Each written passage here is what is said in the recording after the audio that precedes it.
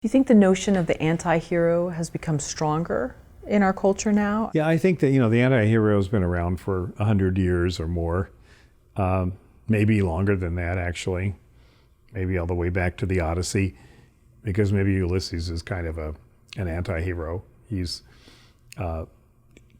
most of the time he's lying, and he'll avoid a fight by telling the story that disarms the fight, although he gets in a few fights, but nonetheless, most of the time, he's kind of an anti-hero that way, because his purpose is, his mission, is to get home, and it's not to just defeat this person. So he chooses his battles, and I think an anti-hero has been with us forever, and it will be. I mean, characters in a lot of TV series like Breaking Bad, definitely an anti-hero, right? In Ozarks, I mean, I think that anti-heroes are all around us, and one of the things that kind of we don't notice is that over the years, the audience starts preferring anti-heroes. On one part of the audience anyway, prefers them to heroes. And they are therefore so familiar to us that we don't even notice that they're anti-heroes anymore. The other part of the audience, I guess the younger part, that's interesting too, because it is, I think, a younger need. It prefers heroes, overt heroes, Iron Man and Spider-Man and all of that. But I think as people get older and more experienced of the complications of life, they start realizing that what's more interesting to them is an ordinary woman, working at the post office becomes a hero against her will because she doesn't have a better choice. And that a lot of people can relate to. I think the older you get, the more you can relate to that.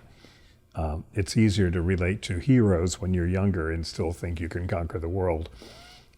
So I think there's, ample room for both. And one of the things that people don't think about is the fact that we have so many channels now, so many ways in which stories get to us in today's world, that we are hugely sensitive to little story cues that make us instantly decide whether we want to see a story or not.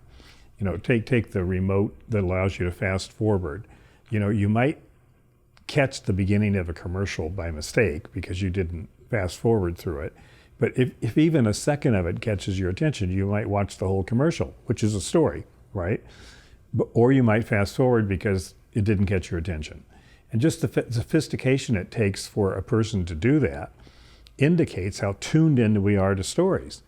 Like you turn on, you're surfing the channels and you run across a news bit and you hear a couple of words and you go to the next channel because I don't want to hear that story again. I've heard it enough. Or I can't stand this guy's story. I always thought the most typical human question, most characteristic human question is, what is your story? And if we face people from another planet, that would be our first question, and it would be their first question, unless they already knew our story. But in our case, we'd want to know, what is your story? And first question on a date, right? Like you finally agree to go on a date because you want to know, like, what is your story? And after the date, you go, I didn't like her story. Just didn't like her. Didn't like her story. Didn't get it. What happens with the jury? The two attorneys telling stories. The jury has to decide which of the two stories do they buy, which do they don't buy. So the fact that we're just surrounded by stories, I think, means that storytelling is probably the number one human science that everyone needs to learn and know. And the more you know it, the better you are. I mean, you can tell a story in a couple of lines. Like one of the shortest stories in American literature is Richard Brautigan's, I think it was called The Scarlatti Tilt. And it goes like this. Have you tried living in a one-room apartment with a man who's just learning to play the viola? That's what she asked the police when she handed them the empty revolver. The whole story is there, right? And one of my favorite jokes is, I want to die peacefully in my sleep, like my grandfather, and not like the passengers in his car, in the car he was driving. You know, so there's a 3-act story in one sentence, and, you know, you get it. You don't have to tell a 20-minute joke to get the point across. And jokes are stories, commercials are stories, songs are stories, and songs become hugely popular because they tell a story that millions of people are relating to at that moment in time. So it's very exciting to be, you know, in this world of storytelling and seeing masters of it, you know, coming along. What about the artist as the anti-hero, whether it's the writer, the musician, the filmmaker, where their own backstory makes them the anti-hero? And so maybe people gravitate toward their work more if they knew they had more of a cookie-cutter existence and they write this great thing. Well, okay, yeah, he had a charmed life. It was easy for him. But if somebody has more of an anti-hero sort of arc to their own life and they're putting out work, do you think people gravitate toward them more? You know, I really don't get your question. Oh, okay. It's very esoteric, and it feels like you're in a graduate seminar, and I'm going to fail because I didn't even get it. Oh, okay. All I can think of it is portrait of the artist as a young man. But yeah, try it again. Okay, sorry. I think it's my San Francisco influence is seeping out. Sorry. Someone like a John Lennon, okay. We know he had his own troubles. He had his troubles with the government. He had different things going on, turbulent love affairs, different things. But it made him more interesting. Would we have been as drawn to him? Absolutely. I don't think, I mean, that's really his kind of post story in a sense, because we didn't know who the Beatles were at the beginning, right? We didn't have any idea who they were. We just fell in love with their music. And did it make them more interesting when we started finding out that they had lives and crazy girlfriends and, you know, feelings about the government? No, actually, it made them more human, and which is not necessarily a good thing for an artist. You know, in the tradition of the Catholic Church, artists could say they were divinely inspired, and that was cool. I mean, that was really good PR. That was like very good spin to have. But when you found out that they really weren't divinely inspired, or that they were inspired by the devil, and that could be good spin too. But what happens is that when a piece of art catches you, it catches you, I think, completely separate from its maker, because it's like a living thing that suddenly, you know, exists. I mean, I'll never forget my first reaction to Yesterday, you know, that amazing song by Paul McCartney, I think, right? Mm-hmm. I don't know who wrote it. It's like the minute you finish hearing the song, you go, that song always existed. I've never heard it before, and they say it was just released, but that is an eternal song. And that's the power of a work of art, because it is now part of, you know, it's alive. It will go on living for some time. We don't know how long, but some time. And that, when you think about it, has very little to do with the artist, very little to do with your knowledge of the artist. And when you start knowing things about the artist, it starts a bit deflating your view of the art. It's funny because I used to run a poetry series at Occidental College, and I could invite all my favorite poets, like Bukowski, to my series. And I learned that was a two-edged sword. In some cases, I loved it, like Bukowski, but in other cases, I won't mention, when I discovered that the guy is just a drunken, miserable, egocentric guy who has all these prima donna needs and so on, and he's just a poet, you know, coming to read at a college, I couldn't read his poetry the same way anymore. And I thought, you know, thank God I didn't invite, you know, some really favorite poets of mine that I hadn't invited yet, because I don't want to find out what they're like. And that's kind of the way I feel about it. It's like the artist and his work are two separate things. If you create a great work, it goes its own route. And knowing about him is, you know, maybe it's a plus, maybe it's a minus, but in any case, if I had to choose, I'd rather not. I'd rather not. And I don't believe at all in the kind of academic approach that says you have to understand the artist in order to understand the art. I don't really think that's true. I think you have to understand the society that the art appears in before you can understand the art. but I don't think you can understand, you need to understand the artist. And I also have a real hard time dealing with, okay, let's revise the past and say that all of Woody Allen's films are forbidden because he's a creep. I just have a real problem with that, because those films live on their own, in my opinion, and have nothing to do with Woody Allen anymore. He created them. And I think that's true all the way back to the beginning of time, is that we don't have to know who Homer is in order to understand the power of the Iliad or the Odyssey. As some professor said years ago, the Iliad and the Odyssey were not written by Homer, but by someone else with the same name. Or the Shakespeare controversy. Like, who cares who Shakespeare was? His plays are amazing. And it's curious to know more about him, but nothing I could learn about Shakespeare would change my mind about his plays. I might change my mind about his plays based on something else, but not on what I knew about the artist. So that's how I feel about, learning about the artist. I don't think we need to. You don't think it romanticizes who they are? Let's take someone like a Marvin Gaye, and you hear his stories, and he was on top for a while, he wasn't, and he went away, I guess, to Europe, or forget where he went. Then he came back and was starting to get his career back, and then tragedy ensues. So does that make us more attracted to his work? Not me. No? No. I mean, it might make me curious enough to look at it, but then when I do, let's say I've never heard his work before, right? And I then go listen to it because I heard something.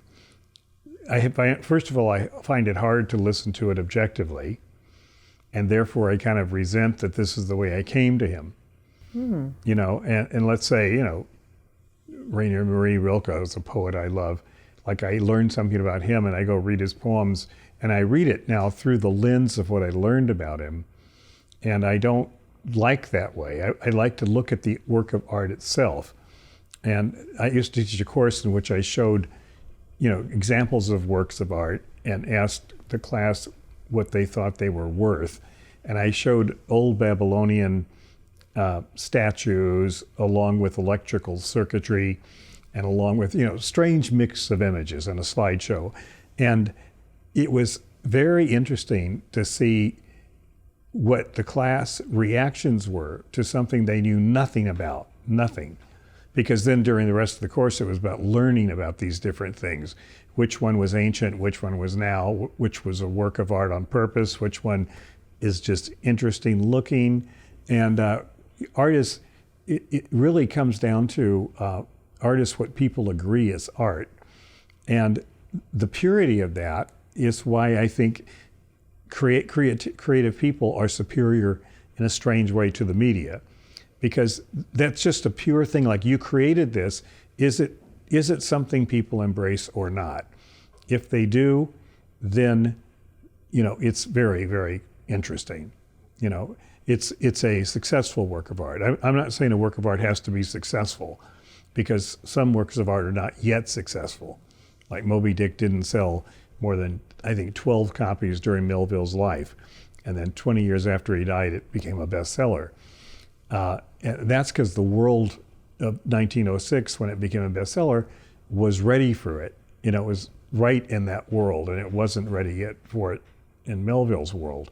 But it was a work of art even before that. Some people recognized that and saw it that way. So, I mean, we could go on about this forever, but I don't like what I call the biographical fallacy of having to know about the artist. In fact, I think it's a deterrent. And therefore, it makes it very clear to me that when people are trying to reject a person's career of art because he did something bad, that just seems nonsense to me. Like, to me, artists are kind of sacred, and even priests do bad things, right? But they're still supposedly sacred. And we're just living in this post-truth world where everything you say is fraught with difficulty because you're going to offend somebody no matter what. And I think we need to get by that so we can keep talking, because otherwise we're all going to lapse into kind of terminal silence. Well, today's Esquire, or today's Twitter sort of brouhaha was about the Esquire cover, which, and I'm butchering what it was about, but the life of sort of the white middle class male teen in the age of social media. And it shows a young boy in a room that, looks like a middle class home or whatever. Okay, that's fine. But I guess then, yes, we're leaving out many people, women included, whatever. I'm not totally offended by it. If we figure out a certain group of people's thoughts, motivations, whatever, then maybe we can figure out other things and have a dialogue about it. But I mean, people were very upset over it. And so we're in this new age where somebody's upset about something every day and has got to... Yeah, but here's the thing that everybody, people are upset all the time, but the reason it feels that way to us is because of social media and communications. Sure, it's always been that way from the beginning of time. People are upset all the time about everything, but we didn't know that. It took letters months and months to get across the oceans, right? And before that, there weren't even letters. How much upset can you show in a smoke signal, right? But in today's world, every little upset gets tweeted, gets emailed, gets texted, and people are upset all the time. So we are in a very challenging frontier of communication where we have to learn how to continue talking, given the fact that every single word you choose can be objected to by somebody. One of my apprentices read a screenplay the other day and said she absolutely loved it, but you must take out the word raping on page 96, because when raping is used in a non-sexual way, to say the raping of Inca civilization, for example, you are going to terribly hurt somebody in the audience who has experienced it on a personal level. And truthfully, the screenplay was written 10 years ago, before the Me Too movement, and that particular sensitivity came to the fore. But we're at the point where there isn't a word anyone could say that wouldn't upset somebody somewhere. And thank God for comedians, because they have a way of turning that into fun, for us all, thank God. But we all need to deal with that, because otherwise we will lapse into silence, or we will lapse into diatribes, which is what's going on now, where all we do is yell at each other and we don't really listen because we know we can't actually talk. 3 people can't talk. 2 people can possibly talk. I find with, my friends, like, you go with 3 people, got to be kind of careful. 4 people for sure. 2 people can actually talk, even if they're violently opposed to each other. But we're losing the ability to communicate because, people say, I was really offended by the tone of your email. What? The tone of my email? Like, how it's so ingenious that I put a tone into my email. I was just like typing letters, and there were just 6 words, and you thought there was a tone? Well, this is the world we're living in, and it's why it's so challenging.